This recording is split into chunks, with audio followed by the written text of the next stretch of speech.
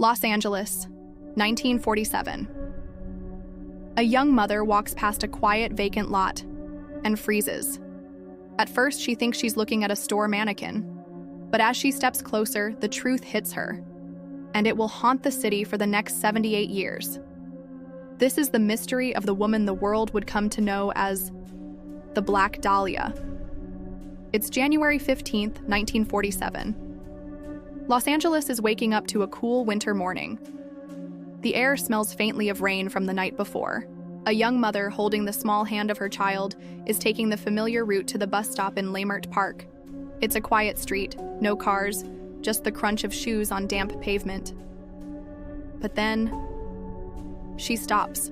Her eyes lock on something lying in the grass of a vacant lot. At first, it looks like a discarded store mannequin, pale, still, lifeless. But there's something wrong, something chilling.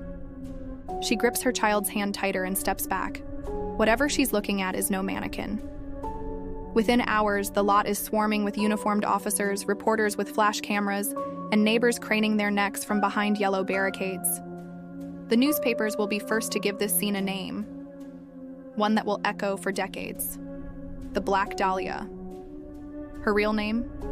Elizabeth Short. Her story? Stranger, darker, and more haunting than anyone could imagine. Elizabeth Short was born in Boston in 1924, but grew up mostly in Medford, Massachusetts. She was the third of 5 daughters in a family that, like many during the Great Depression, struggled financially. When Elizabeth was just 6 years old, her father abruptly vanished. His car was found abandoned near a bridge, and it was believed he had taken his own life. Years later, it turned out he was alive, living in California, having simply walked away from his family. Elizabeth's mother worked multiple jobs to support the children. Elizabeth herself struggled with chronic asthma, and doctors recommended she spend winters in warmer climates. Those early trips gave her a taste for travel, and perhaps for reinvention. By her late teens, Elizabeth had blossomed into a striking young woman. Dark wavy hair, pale skin, a perfect red lipstick smile. Friends said she seemed to carry herself like a movie star, even when she had very little. It wasn't long before she was drawn to California, the land of movie lots, palm trees, and possibility. Elizabeth arrived in LA in the mid-1940s, during the glittering post-war boom. The city was alive with music from nightclubs, lights from neon signs, and the constant hum of industry from film studios. It was the perfect backdrop for someone chasing a dream. She moved from place to place, sometimes renting a small room, sometimes staying with friends or acquaintances. She was known for her impeccable style, tailored black dresses, matching accessories, and perfectly applied makeup. Even when she was broke, she never looked it. But beneath the glamour, her life was uncertain. Jobs were temporary, money was scarce. And in an era where women were often judged by who they knew, Elizabeth was navigating a world where charm could open doors, but not always keep them open.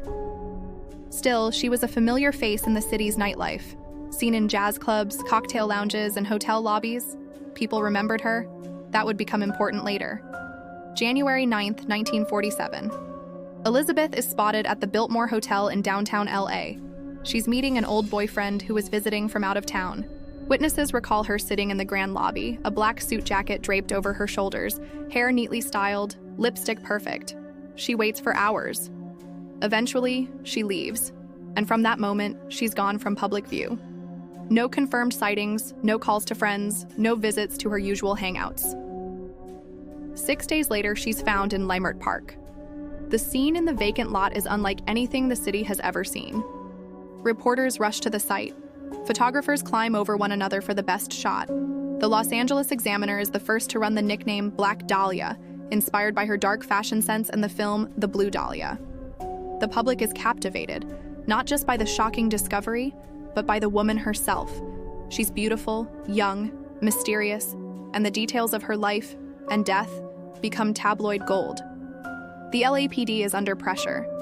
This isn't just another case. This is the story in Los Angeles.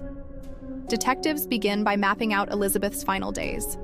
They track down friends, past boyfriends, and acquaintances. Some recall she had been living in a small rented room weeks before her disappearance. Others claim she'd been talking about new acting opportunities. Then, an odd twist. A package arrives at the offices of the Los Angeles Examiner. Inside are Elizabeth's personal belongings: her birth certificate, photographs, business cards, and an address book. Everything has been carefully cleaned of fingerprints. The envelope is addressed in neat handwriting with letters cut from magazines.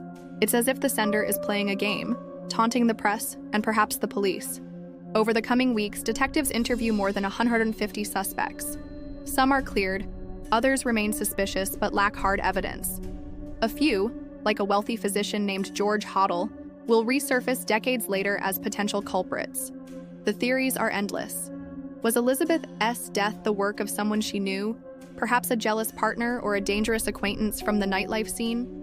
Or was it the act of a stranger she crossed paths with in those missing 6 days? One of the most famous theories centers on Dr. George Hoddle, whose own son, a former LAPD detective, later claimed his father was responsible.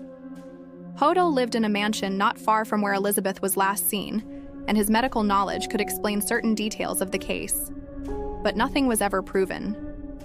Other theories point to organized crime, Hollywood insiders, or even someone connected to law enforcement.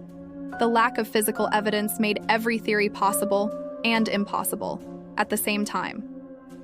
In the decades since, the Black Dahlia case has taken on a life of its own. Books, documentaries, films, all try to piece together the puzzle.